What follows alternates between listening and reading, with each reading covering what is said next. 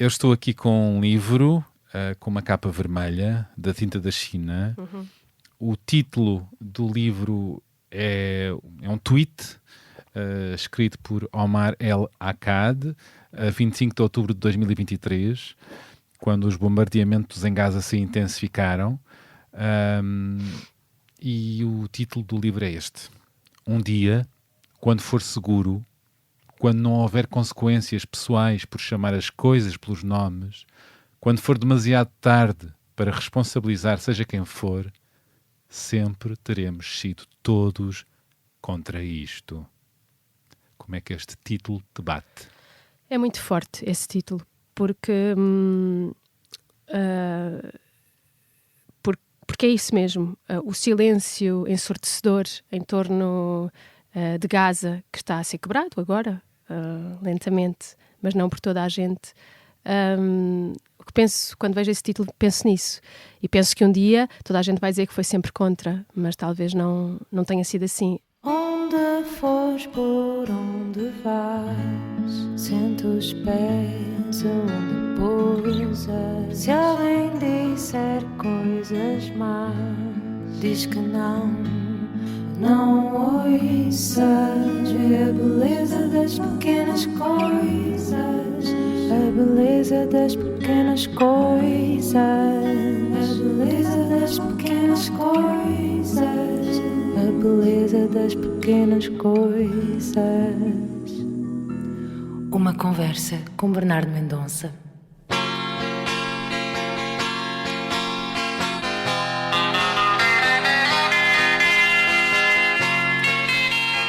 A minha entrevistada é dramaturga, encenadora, atriz, professora, antropóloga e diretora artística do Teatro Vestido, que cofundou em 2001, onde escreveu e dirigiu mais de 60 obras.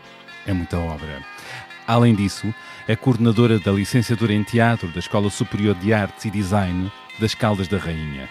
Chama-se Joana Craveiro e os seus métodos criativos assentam grandemente em práticas etnográficas e nos registros da história oral.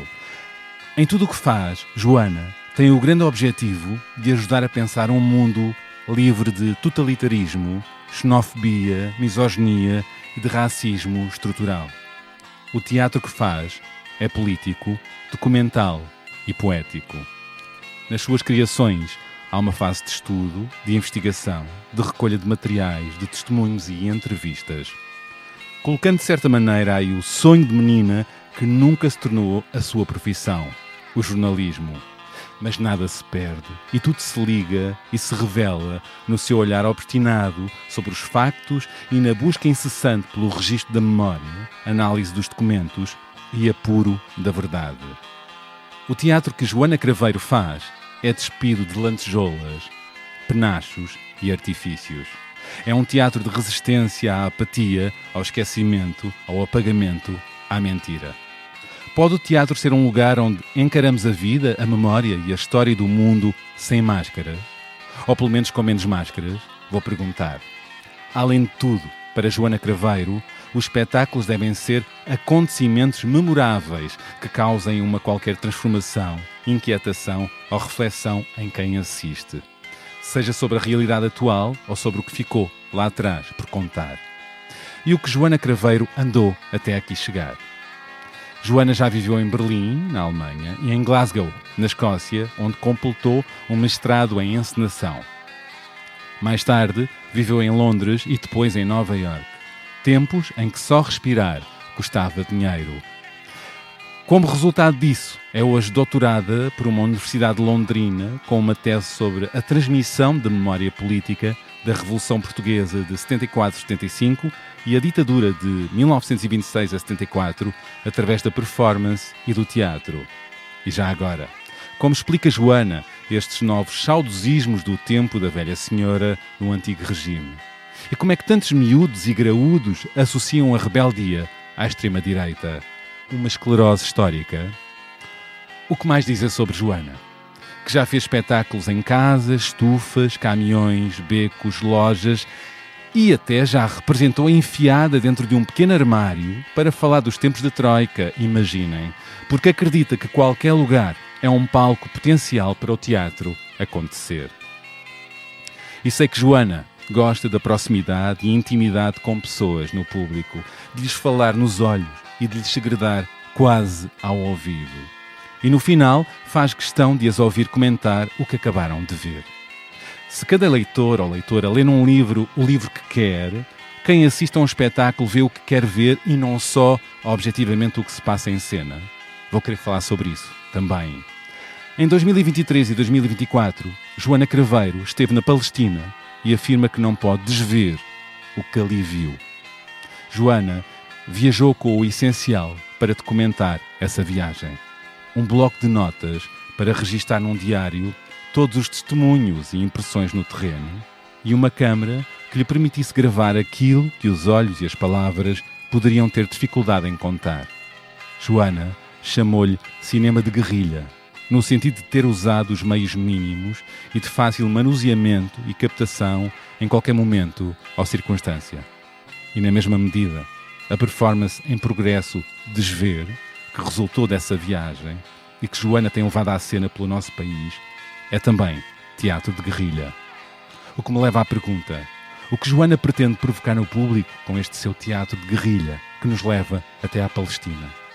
E como o público tem reagido a ele? Já agora, importa dar conta que Desver deve o seu título a uma citação da poeta norte-americana Aja Monet, na introdução ao livro Rivka, do poeta palestiniano Mohamed El-Kurd. Na origem está a seguinte frase de Monet: "You cannot unsee once you've seen it." Não podemos deixar de ver depois de ter visto, numa tradução livre. Joana Craveiro sentiu exatamente isso nas 2 viagens que fez à Palestina.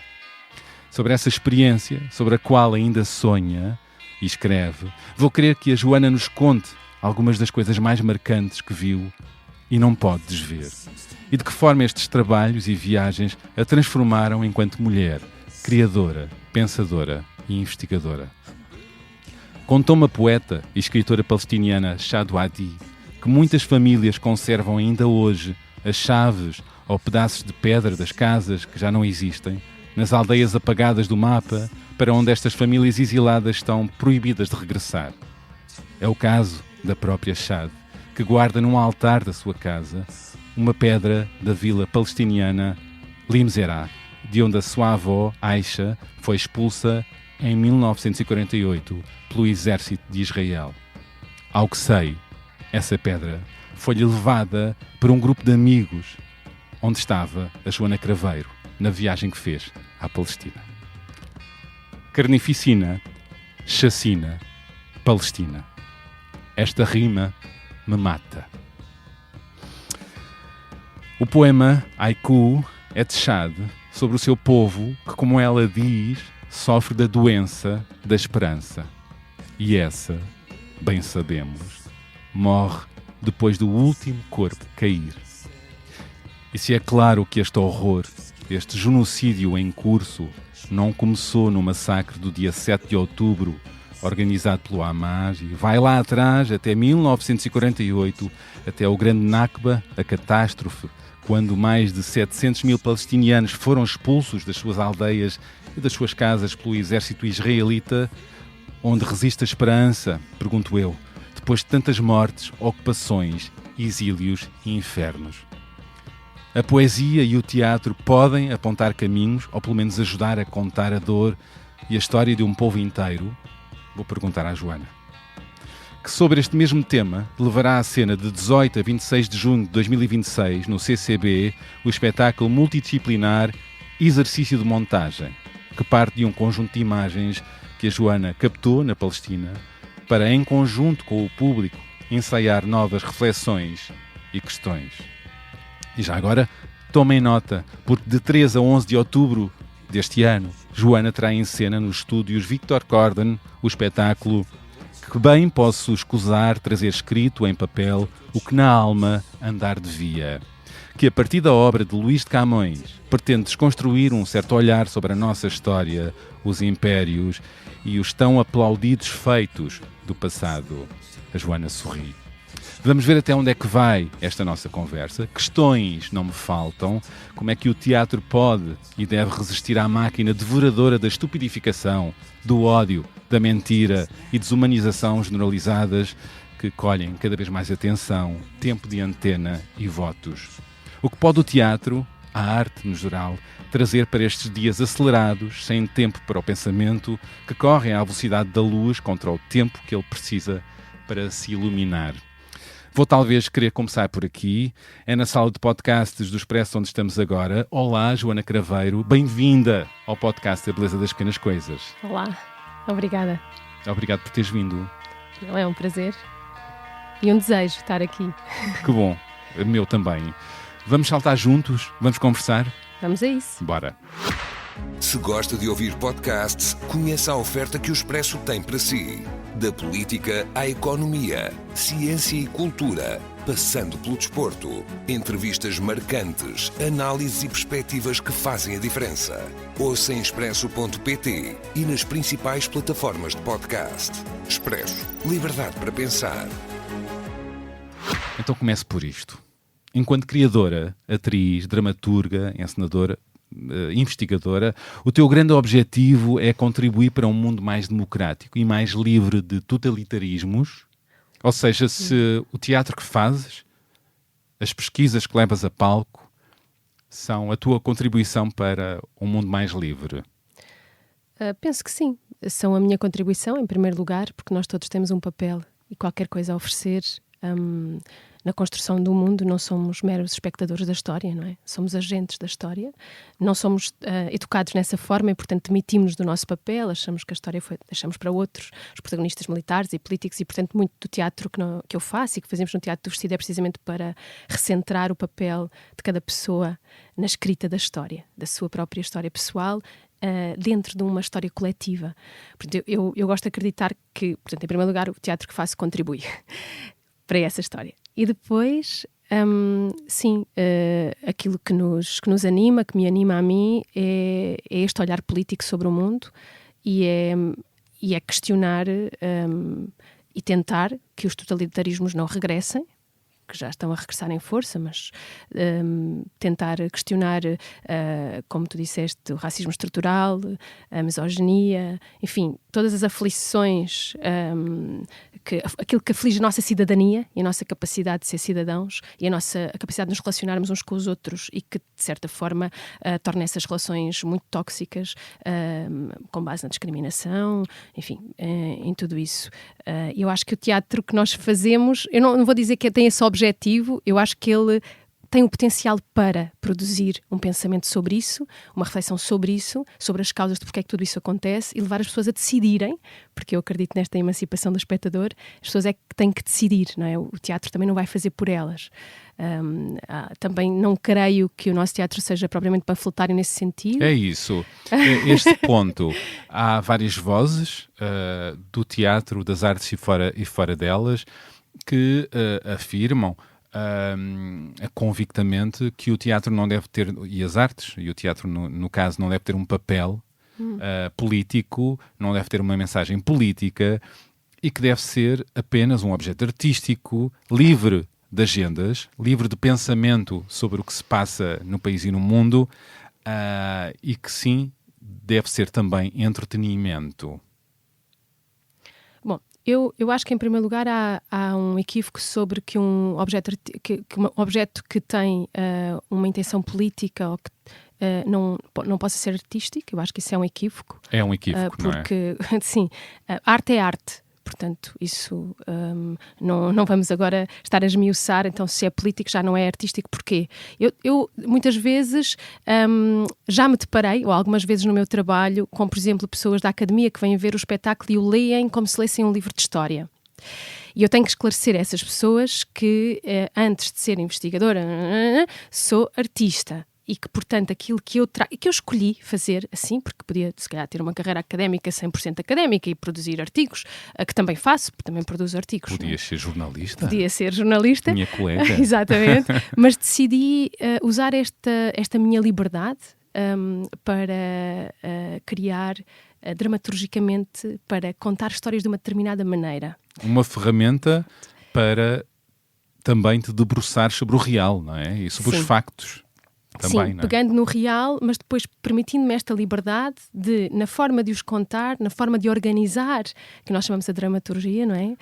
É onde nós encontramos as escolhas artísticas que um artista faz. Tal como a literatura, que pode ser uma lente que nos leva mais fundo e a olhar de forma mais focada nos grandes problemas do mundo, ou nos detalhes que nos escapam, o teatro também pode ser isso?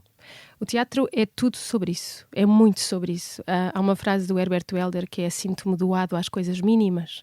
E então estas coisas mínimas, esse olhar sobre o mundo, olhar outra vez, uma segunda vez, manter diários. Pronto, eu sou formada em antropologia, portanto o olhar do antropólogo acompanha-me nesse sentido de...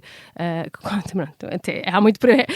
há muita coisa problemática para falar sobre a antropologia, mas uma das coisas que eu mais retenho dessa minha formação é realmente este olhar espantado sobre o mundo e sobre os outros e sobre as coisas que nos rodeiam. E não o é? teatro em que tu acreditas tem esse olhar espantado Eu sobre os outros, espero que sobre as sim. coisas e sobre nós próprios. Espero sinceramente que sim. E, portanto, é essas pessoas, voltando à tua questão, que dizem que a arte não deve ser política e que deve ser só entretenimento. Pronto, eu nem consigo encaixar isso, nem consigo perceber bem, porque tudo é político. E tomar uma decisão de não falar de alguma coisa é também uma decisão política. Escolher um texto e não outro. Tudo é político, portanto, não é? Só que tens depois, se calhar, uma arte que é abertamente política, porque fala de termos políticos, ou de ideologias, ou de episódios históricos, como é o nosso caso, no Teatro do Vestido. E contemporâneos do agora, não é? Do agora, pronto, e que temos uma opção muito clara para que olhamos e nas fontes que utilizamos, seja fontes escritas como fontes orais, não é? Pronto. Mas não deixa, número um, de ser artístico, e as pessoas que não o fazem não deixam de ter também tomado uma opção política na arte que fazem. Portanto, para mim está totalmente errada essa equação, não corresponde à realidade daquilo que são as nossas opções. Tudo é político.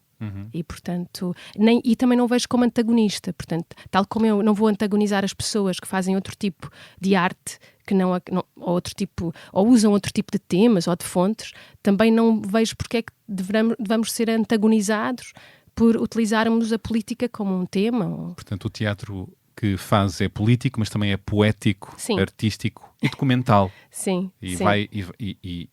vai lá atrás também para olhar para o presente, não é? Sim. Tem esta relação com o passado como uma coisa que não acabou. O passado nunca acaba, porque também porque estamos sempre a refazer o passado, não é? As memórias. Sim, eu acho que o passado acaba para as pessoas que acreditam que o passado está cristalizado em manuais de história ou em arquivos que também as próprias pessoas não souberam ou descolonizar ou problematizar, porque os arquivos também são muito problemáticos, não é? Um arquivo como o arquivo da PIDE é um arquivo altamente problemático. Foi produzido dentro de um regime. Tudo aquilo que ali está não corresponde exatamente à verdade. Corresponde àquilo que aqueles agentes quiseram fixar naquele momento, seja aos interrogatórios, pronto, quando é que as pessoas falaram, quando é que não falaram, o que é que disseram, quem é que são as pessoas, são apresentadas como subversivas, pronto, enfim. Portanto, é um arquivo que também tem que ter esse olhar. Não há neutralidade. Sobre a lente distorcida que exatamente. havia ali. Não há arquivos neutros, a história não está morta, o passado não está morto e não está cristalizado nesses livros. Eu, como trabalho com testemunhos de pessoas que estão vivas, não é? E que contam a sua história, também sei que essa história, a maneira de lembrar, também vai mudando. Para um historiador isso não lhe serve, porque ele está à procura de uma neutralidade e de uma objetividade na qual eu não acredito de qualquer das formas. Não existe em lado nenhum, nem no jornalismo. Existe em lado nenhum, não é? Existem códigos éticos e claro, deontológicos. E nós podemos, claro, fazer o fact-checking e perceber claro que a pessoa está, pronto, a contar... falar dos factos, mas de uma depois maneira, a interpretação exatamente.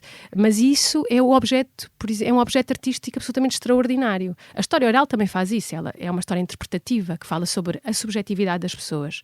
E nós no teatro também agarramos nisso e contamos a história por trás da história, por trás da história, por trás daquela memória daquela pessoa. Uma cebola Sim. que se vai descascando. Sim.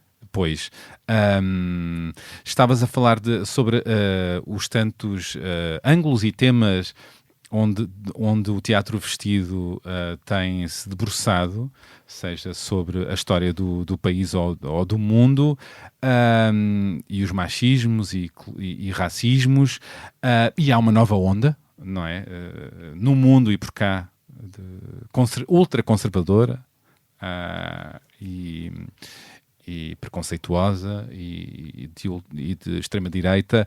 Tu acreditas no poder transformador do teatro, que é uma grande questão, que é, e a arte pode? O que é que a arte pode, não é? E vocês, e tu, que se dedicam a refletir com o público sobre estas questões e que metem o dedo na ferida e desafiam quem assiste a refletir e a ir mais fundo nas coisas, acreditas no poder transformador do teatro, no consciente coletivo e na memória coletiva? Acredito, mas devo fazer algumas ressalvas. O teatro, por exemplo, o teatro que eu faço não é um teatro para massas, portanto não virão massas de pessoas ver estes espetáculos, ou seja, porque ou é para plateias pequenas ou estamos pouco tempo em cena. Se bem que vais para o CCB para o ano. Sim. Vou para o CCB para o ano, como já estive no Teatro Nacional, ou no São Luís, ou em teatros, pronto, há muitos... O que é interessante, não é? Estes temas e estes olhares que convocam o público também estar em grandes palcos, não é? Sim. Não ser só nicho. E nós ou a bolha. O grande exatamente. problema no sentido de ficarmos só a falar para os nossos, sim. para as bolhas, e portanto também é interessante nós aqui furar a bolha e ir para mais pessoas, não é? Sim, nós nunca tivemos intenção de ser um teatro de nicho. Eu acho que também é um bocadinho esclarecer isso. Como qualquer companhia de teatro que começa, não temos acesso aos grandes teatros. É tão simples quanto isso, quando começamos, não é? Quando começaram. Portanto, em 2001... Já passaram 24 anos. Exato. Em 2001, nós estreámos na Galeria Zé dos Bois, no Bairro Alto, porque era o espaço que estava disponível para nós usarmos nessa altura, e depois fomos para a Casa Conveniente, da Mónica Calha, ainda na Rua de Remolares, também para 50 lugares. Era uma antiga loja? Era uma antiga loja, assim, de... No velho Caixo de Dré. No velho Caixo de Dré, que numa cidade também já não existe. Mas o que eu quero dizer é, porque não havia acesso a esses lugares, nós construímos artisticamente o nosso percurso muito baseado na ideia de reclamar lugares para fazer o nosso teatro, chamados lugares não convencionais. Mais uma vez, uma decisão política. Mais também. uma vez, uma decisão política. Não só de necessidade, mas também um olhar político para a cidade. Completamente. Reclamar o espaço público, reclamar espaços devolutos, espaços abandonados, espaços que ninguém ligava. E que passam a ter um novo olhar e a serem ocupados com cultura, claro. Exatamente. E claro que isso é limitado no número de pessoas a que chegas quando fazes teatro nesses lugares. Mas também é extraordinário a comunidade que podes construir, que é isso que é a nossa experiência destes 24 anos, que temos uma comunidade de espectadores que fomos construindo, que se vai regenerando. Temos várias gerações de pessoas que assistem ao nosso trabalho. Depois também depende se os percursos são difíceis, se temos que andar muito, se temos que andar pouco, não é? Pronto, depois as pessoas também fazem as suas decisões. Mas que é possível fazer. O que não é, para que não hajam dúvidas, não estás a defender que é na dificuldade onde o teatro deve e pode acontecer e ser criativo e criar novos caminhos em palcos que não existiam. Não é isso, não é? Não. O investimento na cultura é essencial. Sim, nunca vou encontrar a fazer a apologia disso, de que somos mais criativos quando não temos meios, de todo. Mas no nosso percurso como Teatro do Vestido, nós realmente tomámos decisões artísticas que tinham a ver com as nossas circunstâncias. E depois essas decisões criaram uma linguagem, criaram um modo de fazer, mas transitamos entre públicos, entre espaços, entre instituições, e por isso eu digo, o teatro pode mudar o mundo. Creio que sim, eu creio que é uma arma para transformar. Nós temos que entender sempre, pelo menos nós entendemos do local do micro para o macro, no sentido de que as relações que nós criamos com algumas comunidades, posso dizer que há 3 dias atrás estive numa comunidade, um lugar de Portugal, onde tínhamos feito um espetáculo há 2 anos. Toda a gente se lembrava de mim, do nosso trabalho, que saudades, não sei quem perguntou por vocês. Portanto, quando tu deixas esta relação com as comunidades, não é? Claro, não podes ficar para sempre em todos os lugares do país a fazer aquilo, por isso eu acho que o ideal era que tu inspirasses outras pessoas a criarem outros projetos e esses projetos se implantassem nas comunidades e realmente ficassem, que não é o nosso caso. Nós somos sediados em Lisboa e daqui partimos, não é? Volto à pergunta. Se acreditas no poder transformador do teatro para agitar e provocar mudança no consciente coletivo e na memória coletiva? Eu acredito. E sentes que tem acontecido, que acontece com os vários públicos que têm assistido às vossas peças? Eu sinto que já houve transformações reais em pessoas que tinham opiniões sobre, nomeadamente, episódios históricos. Nossos? Nossos, sim. Do tempo da ditadura, por exemplo, ou por exemplo, 25 de Abril. Iam com certezas ou com impressões? Tinham com impressões. Eu vou falar aqui, por exemplo, de uma comunidade muito específica de pessoas que retornaram das ex-colónias portuguesas e sobre as quais nós fizemos algum trabalho, sim. Que é um termo que, entretanto, caiu em uso, mas, na verdade, é um termo que originalmente é depreciativo e as pessoas até nem se revêem muito nesse termo, mas não temos outro. Pois. Pronto, por isso, eu costumo dizer as pessoas que retornaram das ex-colónias. Exato. E já aconteceu, nesses trabalhos que nós fizemos sobre essa comunidade, com visões políticas, na sua maioria, muito diferentes da minha, por exemplo. Não é? Já aconteceu, por exemplo, uma família que me ligou, por acaso eles são protagonistas de a história deles é protagonista de uma parte do Museu Vivo de Memórias Pequenas e Esquecidas, e eles ligaram-me e disseram: Joana, muito obrigada, pela primeira vez compreendi o 25 de Abril. Do ponto de vista de outra... ponto de vista de elas não tinham vivido o 25 de Abril, estavam em Angola, não é? E não quer dizer, não marcharam, não é? Não andam com cravos quando é o 25 de Abril, para elas representam outro trauma, não é? E quando vão ver o Museu Vivo, parece que se abre uma compreensão mais profunda que ultrapassa o seu trauma pessoal, de não terem é? De terem deixado, de terem perdido, o privilégio dos seus espaços, das casas que e terem regressado numa situação já de guerra civil. Pronto. E eu estava a ir até a outro ponto, não é? Que é a perspectiva, e tu usaste isso num desses espetáculos, a perspectiva das pessoas que foram criar negócio e levaram a sua família para a África e que prosperaram e que depois foram obrigadas a abandonar tudo e vêm com esse trauma e falam, há vários discursos que tu documentaste, falam desses tempos em África como tempos pacíficos, em que estava tudo bem para as pessoas racializadas, para as pessoas naturais de África. Aos olhos destas pessoas portuguesas de cá que foram para lá, estava tudo bem. E desconstruir isto de que havia violência, opressão, havia abuso, injustiça e sangue, é difícil, não é? É muito complexo.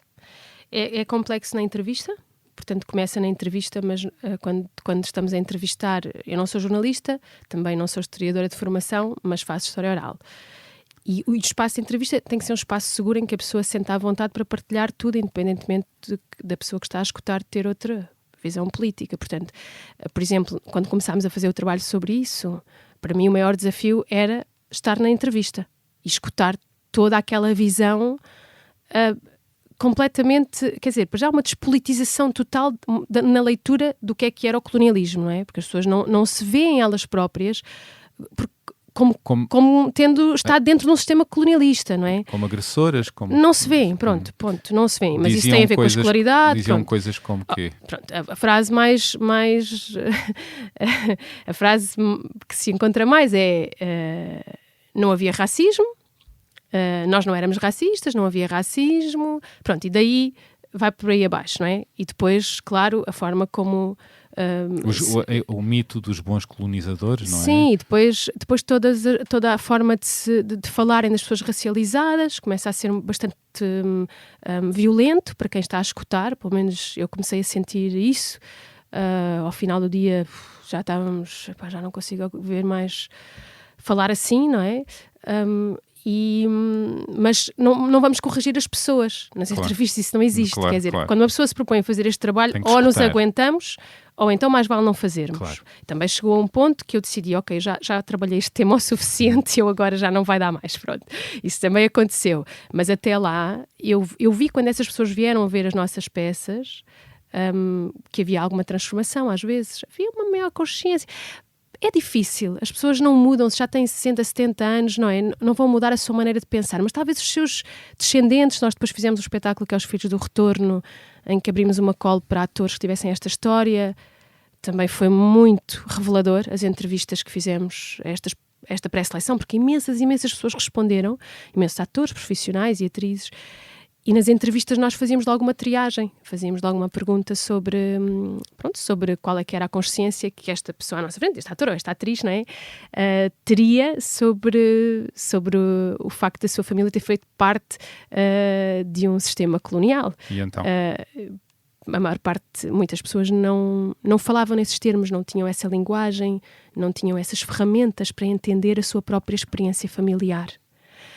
Que eu compreendo, ou seja, ao mesmo tempo uma parte de mim compreende pela ausência na nossa própria escolaridade, não falamos disso nesses termos. Pois, a história foi-nos ensinada de outra maneira, não é? E muito mais esta história. E a glória, a nossa glória. Claro, e a história das pessoas que retornaram, que ficou ali também apanhada no processo revolucionário português, são os reacionários, depois foi, tampão, essas histórias não se falam, mais tarde quando saem com uma reverberação enorme, não é? Depois já estão hoje em dia já há uma normalização acerca desse discurso, o discurso da vitimização, tudo isso, porque também não foi feito nenhum trabalho ao longo dos anos 80, nomeadamente, e 90 do século XX, para abordar isto. Há ainda muitas vozes que se levantam, este tema tem sido discutido bastante, sobre o voltar a olhar para o passado e para a história e o que ficou por contar e os pontos de vista e o lado e um certo passado mitificado sobre as glórias de Portugal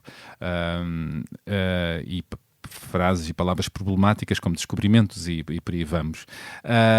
Mas tu ainda ouvimos, imagino que tu ouves também, esta constante ideia de que não devemos voltar ao passado e olhar para o passado com os olhos de hoje, porque é o resultado de um tempo, é um reflexo de um tempo e não vale a pena mexer no passado. Ele está ali e devemos continuar do ponto onde estamos. O passado está ligado aos nossos antepassados, não está ligado a nós. É também outro grande equívoco, a teu ver. Não só que é um equívoco, como é uma coisa extremamente perigosa. Pois. E é realmente grandemente responsável pela relação um pouco doentia que temos com o nosso passado e também com o nosso presente e, por consequentemente, com o nosso futuro. E às vezes as pessoas não percebem o que é que está a acontecer no presente e isso está ligado a esta relação que temos com o passado e com essa forma de pensar que se vai enterrar alguma coisa e começamos do zero, folha em branco, não é? Como em Espanha existia também a lei do esquecimento. Espanha teve um processo de transição, não teve uma revolução e teve esta lei do esquecimento, como se fosse possível esquecer os crimes de uma ditadura. Isso não existe em lado nenhum. Isso só existe na cabeça de pessoas que lucram com esse esquecimento. Colocar debaixo do tapete, com porque certeza. Não interessa. Portanto, eu acredito que haja muita gente que lucra com esse esquecimento e acho que o estado de coisas neste momento é herdeiro desse esquecimento, desse não investimento na memória, porque a memória é um dever do Estado. Os cidadãos podem fazer o seu trabalho. A passar a memória dentro das famílias, que também não fizeram, ok. Podem organizar-se para, por exemplo, impedir que a antiga sede da PIDE de Lisboa não tivesse se transformado num condomínio de luxo. Poderia ter sido feito, se calhar, mais alguma coisa do ponto de vista cidadão. No ponto de vista cidadão, mas não se poderia, com certeza, comprar o edifício. Não é? O Estado é que teria depois que ter tomado as decisões seguintes. Mas houve interesse nisso? Não houve interesse. Não houve interesse. Há uma demissão total. Até muito recentemente, que felizmente já temos um Museu Nacional Resistência e Liberdade, em Peniche, tudo isso, creio que são espaços que são herdeiros deste trauma de tão pouco se ter sido feito pela memória até agora, não é? E o país? Portugal ainda é um país com pouca ou má memória sobre o que ficou lá atrás? Sim. Acho que somos. Temos esta grande ferida, que é a guerra colonial. Eu posso dizer que onde houver um homem que tem uma história de guerra colonial, ele vem ter comigo. Não sei porquê, mas é uma coisa que me acontece recorrentemente. E posso nem estar a trabalhar sobre a guerra colonial, mas estou a fazer uma entrevista sobre outra coisa e de repente há um homem que me agarra no braço e começa-me a dizer: o que eu vi lá, Jesus, ninguém me tira isso. E eu já sei do que é que ele está a falar. Então pergunto-lhe sempre onde é que esteve. Estive em Angola, e onde é que esteve? E em que anos? E quero conversar sobre isso. Pronto, e vamos por aí fora. Portanto, há esta chaga, não é? Os horrores que ficaram dentro de um armário por contar, Ficam por contar de uma... Enfim... de uma guerra que também não sabemos nós também contar, porque é uma guerra que nos chamamos colonial, mas que há partes do mundo que chamam guerra de libertação, não é? É verdade, guerra de libertação, e Ana Paula Tavares esteve aqui e ela é da opinião, como muitos pensadores também africanos, que o 25 de Abril começou em África. Sim, eu também sou dessa opinião. 25 de Abril começou em África. Movimentos de libertação. Exatamente.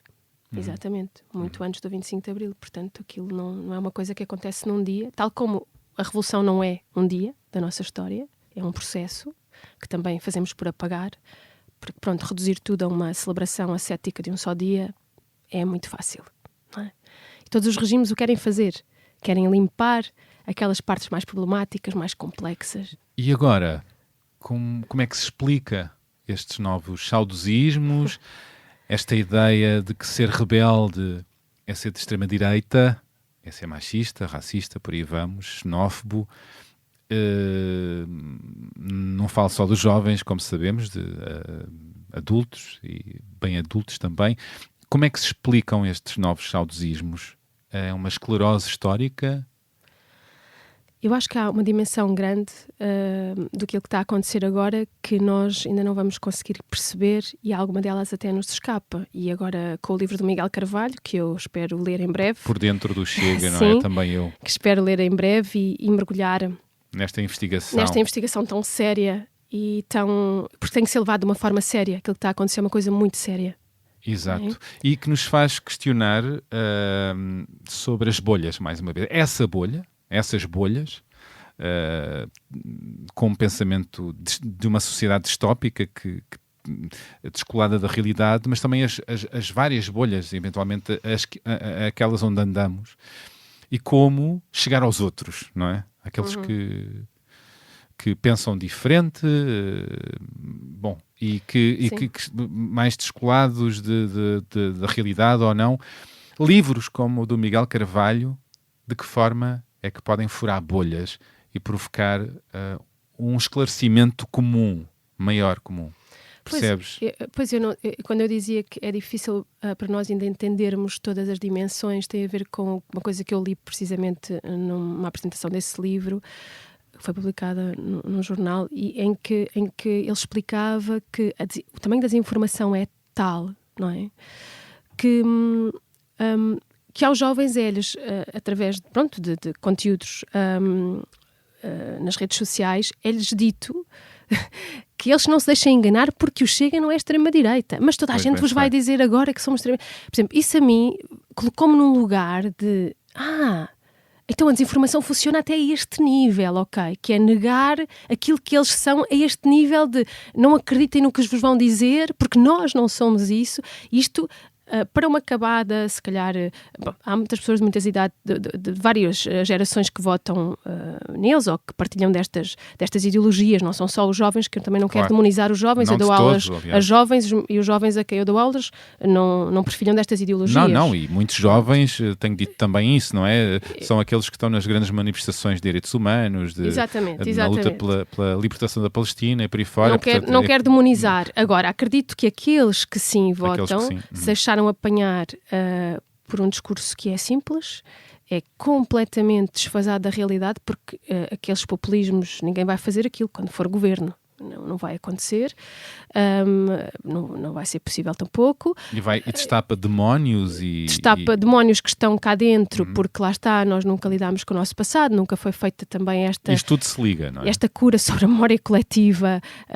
Por exemplo, quando eu estava a fazer a investigação para o Museu Vivo e sobre, nomeadamente, a atuação da PIDE, a polícia política e a grande violência que marca a atuação da nossa polícia política, eu percebi quão difícil era para nós, como povo, aceitar que dentro da nossa narrativa de brandos costumes e de neutralidade, nós tínhamos tido a capacidade de ter aquele tipo de atuação. Alguns dentre nós, não é? Portanto, a nossa polícia política tinha atuado daquela forma. E agora, ao ver este arquivo que surge, eu já sabia que a atuação nas ex-colónias, nos países africanos, tinha sido muito pior. Mas agora, ao ler aqueles relatos sobre torturas horríveis que eles faziam às pessoas africanas, às pessoas racializadas, nomeadamente. Porque não trabalhavam, que não produziam da forma que os colonos queriam? Não, porque apanhavam as pessoas e as culpavam de serem dos movimentos de libertação. Porque era essa a atuação, era apanhar qualquer pessoa na rua e culpá-la de ser... Alguns haveriam de ser dos movimentos de libertação e outros não é? Porque desejavam a libertação desejavam a libertação, não é?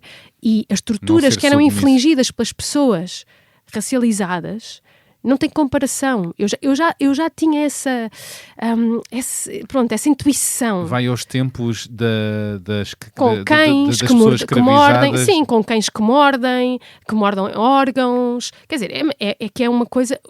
nos próprios episódios que há em podcast, eles avisam de que vai haver descrições para pessoas impressionáveis e essas coisas. Portanto, isto existiu. Não é uma história que alguém inventou. E não é de há séculos. E não é de há séculos, é de há 50 anos. Também existiu há séculos, mas exatamente.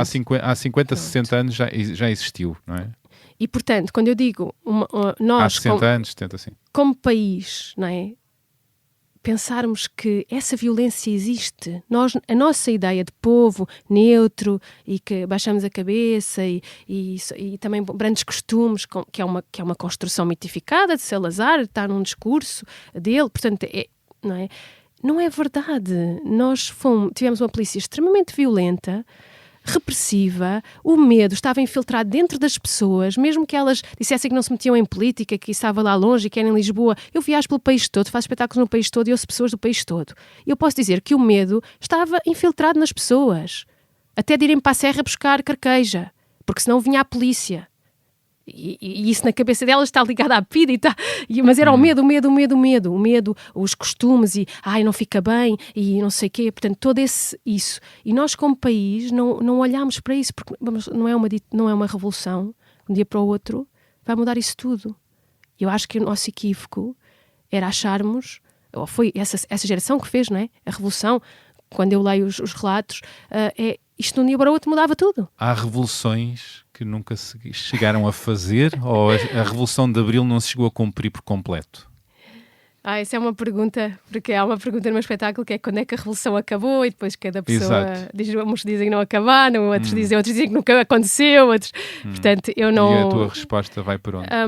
Não, eu acredito que houve um movimento revolucionário, um processo revolucionário, houve uma revolução que objetivamente tirou uma ditadura do poder. Isso é evidente, houve uma massa várias emancipações. Pronto, houve uma massa de pessoas que ocupa, nomeadamente, meios de produção, que tenta reclamar para si as ruas, as casas, os direitos, não é? Exatamente, tudo isso, o trabalho, tudo isso. Direitos da mulher, sim, mas não se cumpriu por completo. Agora, cumprir por completo, sonhava.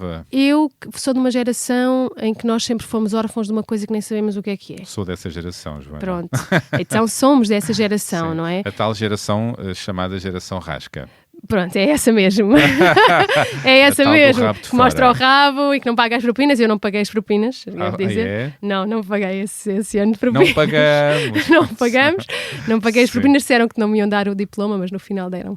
Mas sim, acho que é essa orfandade de uma coisa que nós temos nostalgia, de uma coisa que nem sabemos bem o que é. Pois prometeram-nos um futuro e umas condições que nunca aconteceram e daí em diante foi sempre a piorar, não é? Na verdade, as gerações seguintes ainda herdaram uma situação pior, não é? Sim, económica, da habitação. Mas esse discurso também é um discurso que alimenta a extrema-direita. Verdade. E eu estou a tentar de ser mais conscienciosa em relação a esse discurso. Pois, porque antes na ditadura era tudo pior. Isso é que é importante também dizer. Exatamente. Estes 50 anos, seja, cada coisa deve ser, não é? É isso. Antes da ditadura era tudo pior.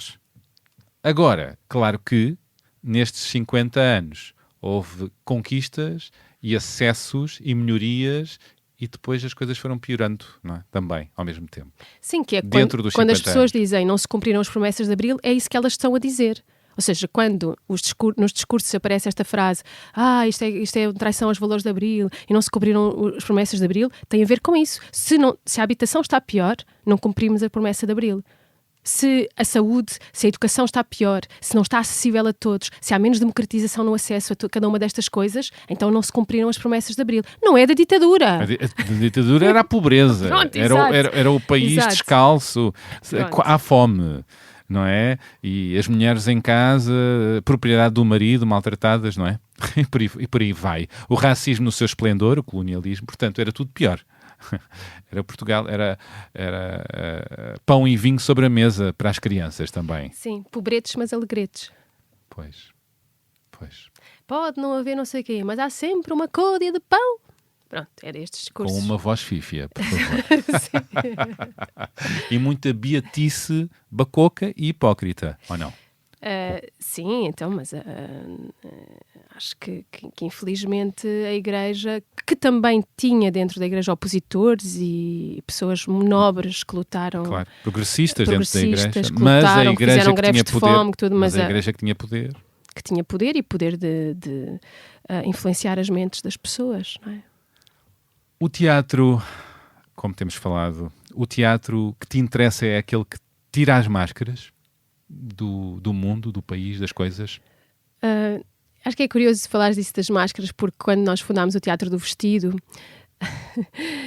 a nossa ideia era, embora tivéssemos vestido no título, nós dizíamos... Que é um título curioso. Que é muito curioso. Ou no nome, tivéssemos vestido, nós dizíamos, não, mas para nós, ok, vamos usar isto do vestido, porque para nós o teatro é despir, mais do que vestir. Então fazíamos este jogo e até houve um amigo que disse, vocês deviam ser teatro no vestido, no vestido. Pronto, mas isso assim, não chegou lá, pronto, também não íamos longe com esse nome, pois. Então ficou do vestido, mas sempre com esta ideia de que nós nos revelávamos mais do que nos vestíamos. Pronto, eu estive no conservatório no final nos anos 90, do século XX, onde aprendi coisas muito importantes, mas também muito clássicas, algumas, não é? Onde fazíamos muitas personagens diferentes e, curiosamente, no Teatro do Vestido, nós não trabalhamos com a ideia de personagem, trabalhamos com a ideia de persona, que é nós, em cena. E, aliás, quando nos cumprimentámos há pouco, sim.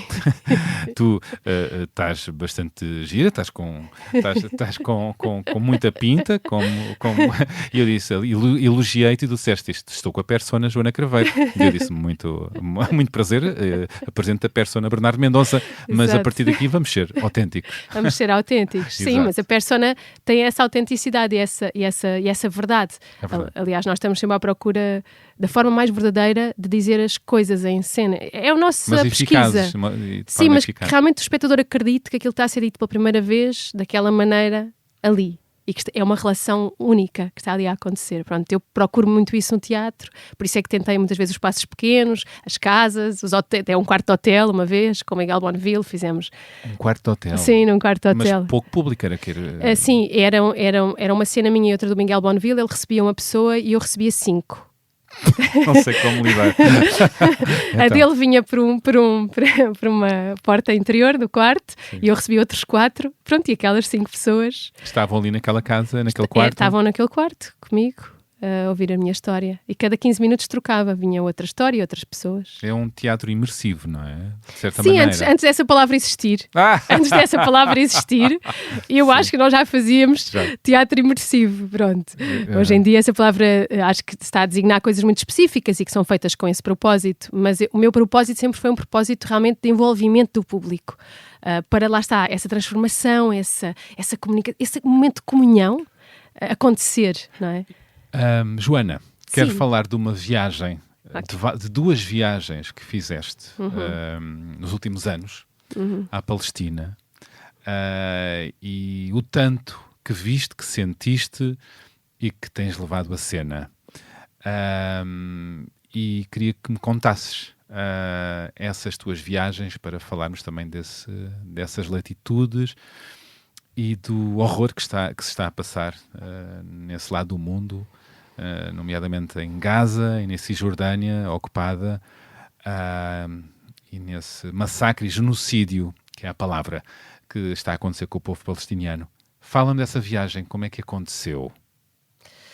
Então, a primeira viagem, eu recebi um convite de um grupo de pessoas que estavam a organizar uma viagem política, digamos assim, para ver a Cisjordânia, para encontrar com ativistas. Pronto, era uma viagem de consciencialização, vamos chamar-lhe assim. Foi em maio de 2023. Quantas pessoas? Eram 17 pessoas nessa primeira viagem. Entre ativistas e artistas? Sim, ativistas, artistas... Jornalistas? Sim, jornalistas, médicos, pronto, pessoas diferentes, diferentes aspectos da sociedade, e que vinham para descobrir um pouco mais, saber um pouco mais. Ir a terreno. Sim, ir a terreno. E eu, quando recebi esse convite, foi em uns 6 ou 7 meses antes, fiquei com o coração muito acelerado, disse: eu tenho que ir a esta viagem, tenho que ir, não sei como, tenho que fazer isto, quero ir. E aconteceu em maio de 2023 essa primeira viagem. De quantos dias? Foram 15 dias. E foste até onde? Eu estive basicamente na Cisjordânia, portanto, Jerusalém, Hebron, Nablus, mas também uma zona muito problemática que é Massafraiata, que é uma zona da Cisjordânia ocupada que Israel declarou uma firing zone, uma zona militar, e em que, portanto, as populações palestinianas estão a ser expulsas. Isso acontece em muitos sítios da Cisjordânia, mas em Massafraiata é muito específico o que está a acontecer lá. Portanto, já está a acontecer há bastante tempo, e por isso há um grande movimento ativista na preservação de Massafraiata, porque eles destroem as escolas, eles destroem as culturas, matam o gado, incendeiam os carros dos palestinianos, e há colonos israelitas muito violentos, que estão sempre a tentar tornar as vidas destas populações miseráveis e sob perigo constante. Aliás, o No Other Land é um filme que se passa em Massafraiata, portanto é nessa zona. Nós não tivemos nessa aldeia especificamente, estivemos noutra. Pronto, e uma das características, para mim, um dos momentos muito fortes dessa viagem foi a ida precisamente à Massafraiata. E tu documentaste? Há imagens disso no teu espetáculo, não é? Sim, a patrulha da escola, sim, a patrulha da escola, que é uma patrulha, os ativistas têm que todos os dias assegurar que um grupo de crianças palestinianas consegue descer uma estrada para poder vir à escola. Esse momento que tu documentaste e está no teu espetáculo, no Desver, fala-me disso. É muito chocante esse grupo de crianças que, com muita dificuldade e com a ajuda de ativistas, consegue chegar à escola. Porque, queres contar? Sim, porque há uma proibição de se pisar aquela estrada desde o início dos anos 2000. Pisar a estrada da terra que é dessas pessoas. Exatamente, a estrada da terra que é dessas pessoas, que é a estrada que liga estas duas aldeias, que são 5 minutos a pé. E desde o início dos anos 2000, não sei se talvez 2001, que houve um ataque violento por parte de uns colonos israelitas às crianças e aos ativistas internacionais, em que os ativistas foram feridos. Não era muito normal, agora já é mais normal. Neste momento os ativistas também já estão a ser feridos e mortos e tudo isso, mas não era tão normal. Então isso criou uma celeuma muito grande na altura, e o caso foi levado a tribunal. Portanto, os tribunais que os palestinianos têm acesso, a lei israelita, militar, aliás, e portanto o tribunal decidiu que aquelas crianças ou quaisquer crianças daquela aldeia só poderiam pisar aquela estrada se fossem escoltadas por um jipe do exército israelita, que vem todas as manhãs. Claro que esse jipe, quer dizer, eles não estão ali propriamente para ajudar aquelas crianças, não é? Não é isso que está no seu subtexto. Portanto, o jipe muitas vezes não vem, ou atrasa-se, só vêm colonos antes e os seus colonos estão lá, fica tudo muito perigoso, e as crianças muitas vezes não vão à escola por causa desta situação. Os ativistas internacionais têm como missão, naquele caso específico, assegurarem-se de que o jipe chega. Portanto, quando o jipe se começa a atrasar, eles ligam. Não sei muito bem para quem, porque pronto, também não temos pormenores de tudo, até para a segurança, mas ligam para um lugar qualquer e começam a dizer: o jipe devia estar aqui, ainda não está, é a vossa lei, vocês estão atrasados, pronto, e estas coisas. E então foi muito impressionante, porque era uma visão muito complexa, não é? Porque era um jipe do exército com crianças palestinianas à frente. O que é que isto quer dizer? Mais aqueles ativistas. Isto é um detalhe da forma como estas pessoas, estas crianças no caso, são desconsideradas, maltratadas, mas muitos outros relatos chocantes, até da forma como se jogam coisas para a população que não tem acesso às estradas principais da sua terra, não é? Dejetos, ácido, bom, eu acho, isso foi contado en passant, porque também imagino que haja algum pudor em contar estas coisas, mas são pessoas que em vida são massacradas de muitas maneiras, e isto, estamos a falar em território que não é em Gaza, não é? Não. Em Gaza é tudo muito pior, não é? É um outro inferno, num outro grau, não é? Mas tu tu levaste um caderno, levaste poucas coisas, uma máquina de filmar, e o que tu filmaste chamaste cinema de guerrilha. Então, o que é que quiseste dizer com isso? Sim, eu quando fui convidada a fazer a viagem, eu entendi que a viagem iria servir para alguma coisa, não para me realizar artisticamente, não era isso, era que com aquilo que eu visse lá, eu iria construir qualquer objeto artístico. Pronto, isto foi o meu pensamento antes de ir. E não sabia ainda o que é que ia encontrar, mas imaginava, não é? E nesta minha lógica de que tudo, podemos fazer teatro com tudo e devemos, não é? Com o que vemos, com o que experienciamos. Eu tomei a decisão de levar uma câmara, só uma lente, o mais simples possível, para também não parecer que ia fazer um filme, não é? Mas decidi que ia fazer um filme. Vou fazer um filme, pronto. Não levei gravador, pronto. Depois uma amiga me prestou um gravador, mas aquilo depois também não funcionava, mas pronto. Eu consegui fazer o que eu queria fazer. Decidi logo que não ia filmar caras de pessoas. Isso foi logo ao princípio, que percebi que isso era um perigo para as pessoas, não é? E percebi logo o que é que ia fazer, com voz off, tudo, não sei o quê, não sei o que mais, pronto. E então, enquanto lá estava, eu pensava nisto, que era, eu vou contar estas histórias, porque estas pessoas estão-nos a pedir isto, não é? Ou seja, as pessoas diziam, porque é que as pessoas tiravam do seu tempo para estar connosco? E era porquê? Para contar a sua história na primeira pessoa, para que nós escutássemos a sua história e saíssemos dali e viéssemos contá-la a quem não faz a viagem, não sabe, estamos a falar de um tempo em que foi antes de 7 de outubro, a Palestina não aparecia nunca em lado nenhum, ninguém falava sobre isso. Mas as agressões já existiam. Claro, as agressões estavam lá todos os dias. Não começou no dia 7 de outubro. Não começou, estavam lá, era um dia a dia. Por isso é que quando eu realmente, quando comecei a escrever o Desver, foi, eu não consigo esquecer aquilo que vi, não consigo deixar de ver. E ver o apartheid ao vivo é uma coisa que nos transforma. Uma cidade como Hebron, onde que tu descreveste aí, que mandam os dejetos cá para baixo, os colonos israelitas que vivem na parte antiga da cidade. Estamos a falar 200 ou 300 colonos e depois têm um aparelho militar de 300 soldados para os guardar, ok? Pronto. Hebron, quer dizer, é uma cidade em que um palestiniano não pode pisar a mesma estrada. Em muitos sítios isso acontece, tem que passar não sei quantos checkpoints para chegar à mesquita.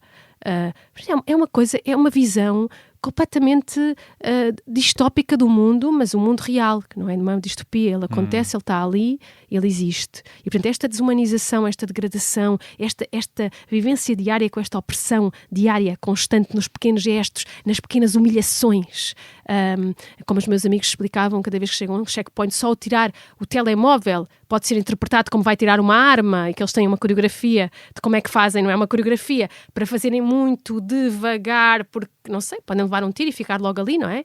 No checkpoint, que são inúmeros checkpoints que têm que passar para chegar em inúmeros sítios, e há muitos sítios onde não sequer conseguem chegar. A nossa discussão, o diálogo era sempre, vamos pelo caminho mais longo, para que este nosso amigo palestiniano, vamos com ele, que são 3 horas, ou vamos pelo caminho mais rápido que nós podemos ir, que são 20 minutos. Europeus, pois. Pronto.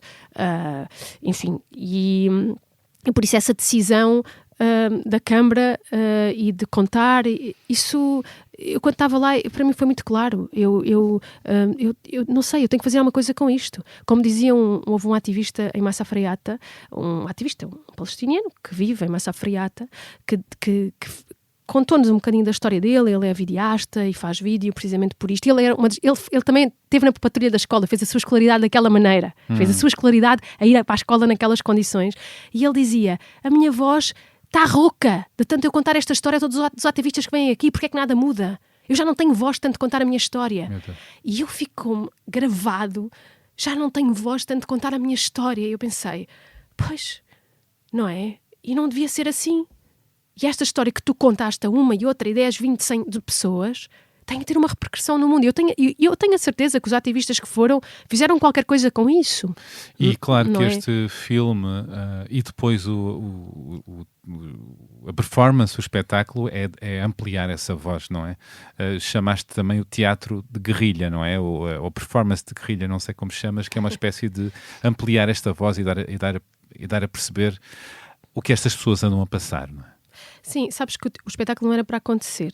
Não? Não, isto era para ser um filme e pronto, eu volto de lá, tenho as imagens, pronto, e digo assim, ok, agora quando tiver dinheiro, vou montar estas imagens, vou Pois. arranjar um montador, vamos fazer a pós-produção do filme e não sei o quê. Pronto, que o cinema é preciso também dinheiro, não é? E aconteceu ali em julho que era preciso o Teatro Vestido fazer uma contrapartida num espaço que nos tinham emprestado. E normalmente as contrapartidas é uma apresentação de qualquer coisa. E estava toda a gente muito cansada e disse, pronto, eu faço com as coisas da Palestina. Eu vou fazer uma apresentação. Então pus ali, fiz assim uma montagem um bocado manhosa, não é, das coisas e com os cadernos, tinha acabado de receber porque tinha as coisas que tinham vindo por correio, pronto, então fiz essa apresentação por umas 20, 30 pessoas. Eu vi a filmagem, a gravação desse momento e é maravilhoso. Eu estava a dizer-te antes de começarmos a conversar que isso liga-se muito com a minha forma de olhar e de contar histórias. Com um ecrã atrás, tu mostravas o que filmaste, lias textos, tinhas Sim. livros, é muito rico e simples, mas bastante rico e tocante. A forma como tu estavas a trazer um pouco Sim. do que tu tinhas visto e ouvido. Mas eu pensei, vou fazer isto uma vez e depois vou continuar a fazer o meu filme. Isto não era para ser um espetáculo. E Pronto. depois acabaste por fazer Depois mais. de 7 de outubro, depois de 7 de Tudo outubro, mudou também, a resposta israelita, não é? E eu, passado 15 dias, disse: eu vou voltar a fazer o Desver. Em 3 dias, o Alcântara abriu as portas, nós montámos, nós fizemos, vieram 80 pessoas, e quando aquilo acabou, eu decidi: eu vou fazer isto. Onde quiserem, eu vou com este espetáculo. É um espetáculo onde não cobras bilhetes, não é? E é um espetáculo que está sempre a mudar, não é? Tu chamas um espetáculo em Progresso. progresso. Progresso. Mas nós agora temos uma frase porque nova. está sempre a mudar. Mas não é? vai estar Os em factos. progresso até a Palestina ser desocupada. Exatamente. Temos essa frase até agora. a Palestina ficar livre. Sim. Tu, entretanto, voltaste à Palestina, não é? Sim, voltei em 2024. Portanto, já depois em deste julho. Sim. massacre e resposta de Israel em Gaza e na Cisjordânia. E então, como foi este regresso? Foste até onde e o que é que viste? Foi um regresso muito emocionante. Ia com um grupo muito mais pequeno, éramos 5 pessoas. O risco era maior? Sim, penso que o risco era maior, mas ao mesmo tempo estávamos muito a cuidar muito uns dos outros, não que na primeira vez também não se tivesse cuidado, mas estávamos muito conscientes das coisas que queríamos e não queríamos. E se alguém não se sentisse confortável de ir até determinado sítio, porque nós íamos vendo como é que estavam as notícias todos os dias dos diferentes sítios, o grupo não ia, ok? Ninguém se sentiria obrigado a ir para um sítio que está mais perigoso, pronto, porque enquanto nós lá estávamos, aconteceu todo o tipo de coisas. Estivemos num campo de refugiados que foi invadido durante a noite, pelo exército israelita, em Belém. Estávamos em Ramallah quando a cidade foi fechada, os checkpoints foram todos fechados, portanto ficas preso dentro da cidade, não é? Portanto, aconteceu uma miríade de coisas enquanto ali estávamos. Segunda vez, viste e ouviste muito mais... Sim, fui mais ao fundo. Situações que não dá para desver. Não dá para desver. Mais marcantes, imagino. Não foram mais... Não consigo pôr nessa equação. Foram diferentes, porque eu trabalho com as histórias todas, portanto eu tenho notas. Mas como, não sei, éramos menos pessoas e já tínhamos visto muitas outras coisas, fomos à procura de aprofundar algumas que queríamos mesmo aprofundar. Percebo. E então aí deu para ir mesmo ao fundo. Por exemplo, falámos com uma antiga guerrilheira de libertação, digamos assim, uma pessoa idosa, que foi dos tempos do Arafat, enfim, uma conversa absolutamente extraordinária em Ramallah, extraordinária da história de vida, a dignidade daquela mulher que já foi presa, foi exilada, agora já vive na Cisjordânia, na Palestina, em Ramallah, porque foi perdoada, pronto, enfim, com acordos nos anos 80 ou na altura dos acordos de Oslo, mas ouvir a história dela foi uma coisa absolutamente transformadora. Aliás, eu começo o exercício de montagem, que é o próximo espetáculo, com a história desta mulher. O tal espetáculo que vai para o CCB. Esse espetáculo que era o filme. O sentimento e pronto, e a realidade transformou-se muito, não é? Depois da invasão de Israel em Gaza. Portanto, o sentimento que se viveu e que se vivia na Palestina já na segunda vez que foste mudou muito, não é? Assim, a ocupação sempre esteve lá, não é? Mas as coisas pioraram muito. Muito. É esse nível também. E nós sabemos agora que há um plano delineado e muito claro de limpeza étnica que inclui, evidentemente, a Cisjordânia. Ou então fechar as pessoas em guetos, não é? Com muros à volta, em cidades que não se tocam, aldeias que não se tocam, não é? Prostradas por baixo de terra, porque por cima de terra só as estradas israelitas. Ouviste, testemunhaste isso? Eu testemunhei e vi isso. Vi, por exemplo, o desemprego. Turismo não existe, não é? Porque pronto, já ninguém vai para ali porque é perigoso, não é? As pessoas desesperadas, não têm dinheiro nenhum, não têm o que comer, não têm como sustentar as suas famílias. Estão em risco de vida constantemente. Constantemente à meia da noite. Nós temos uma amiga que dorme vestida com a roupa toda, porque quando os soldados vierem à meia da noite para a buscar, ela não quer que, sei lá, apanhem a vestir-se ou o que seja. Portanto, ela veste-se, está vestida. Não... O medo está sempre presente. Com uma consciência. E o estado de alerta. O estado de alerta, é uma não é? consciência do que lhes constante. pode acontecer. Porque o perigo está sempre. É uma consciência do que lhes pode acontecer. Quero continuar bastante mais este tema e saber mais sobre o que nunca mais vais desver, mas quero lançar agora um áudio para nos dar balanço e depois continuamos. Vamos? Querida Joana, querido Bernardo, que bom saber que vocês que estão sempre ao lado da justiça, ao lado da Palestina, estão neste momento também lado a lado. Não sei se a Joana já adivinhou quem sou, mas acho que não há muitas pessoas com este sotaque palestiniano, que eu costumo dizer que é o sotaque da liberdade. Apesar de Joana não ter o meu sotaque, infelizmente, ela tem muita Palestina dentro de si. É uma Palestina que vai multiplicando na sua arte, que eu admiro muito. Na verdade, Palestina para Joana não é um assunto passageiro ou pontual no seu trabalho de investigação e de teatro, mas é um projeto que faz parte do nosso sonho comum, é ver a Palestina livre. E a Joana não só sonha, ela trabalha mesmo o sonho, ela investiga, lê, traduz, escreve e interpreta a Palestina. Mas também é esta parte que eu queria falar, também visita a Palestina. E numa destas visitas, na verdade, no ano passado, a Joana, juntamente com outros amigos nossos, visitou a minha vila de origem, Lemzera, a vila dos meus avós, e visitou esta visita por mim. E esta vila foi apagada do mapa durante a catástrofe palestiniana Nakba em 1948, e foi quando a minha família foi expulsa de lá. Portanto, é um lugar onde, sendo palestiniana, não me é permitido visitar. E, na verdade, a Joana conhece este lugar e que eu não conheço, que é o lugar onde que eu sempre sonho conhecer. E a minha pergunta é precisamente sobre este lugar. Que memória guardaste no teu arquivo deste lugar, de Lemzera, que é meu e é que agora também partilho contigo, E qual coisa que viste na minha vila Limzera, e utilizando as tuas palavras, não podes desver. Portanto, qual é a coisa que viste e não podes desver? Um beijo grande para vocês os dois. Bom, acabámos de ouvir a poeta e escritora palestiniana Shad Wadi. Obrigado, Shad.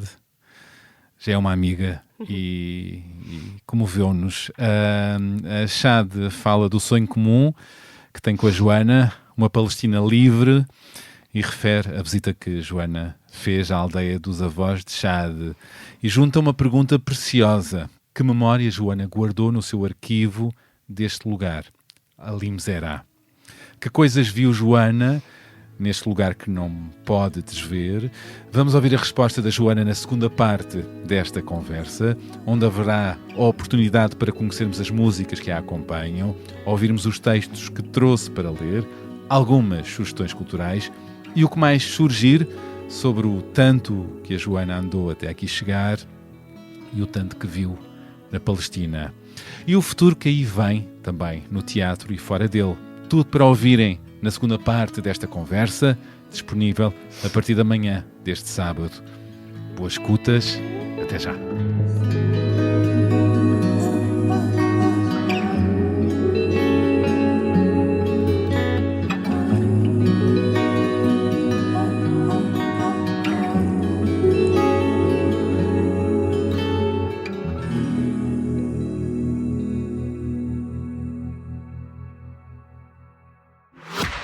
Se gosta de ouvir podcasts, conheça a oferta que o Expresso tem para si. Da política à economia, ciência e cultura, passando pelo desporto. Entrevistas marcantes, análises e perspectivas que fazem a diferença. Ouça em expresso.pt e nas principais plataformas de podcast. Expresso. Liberdade para pensar.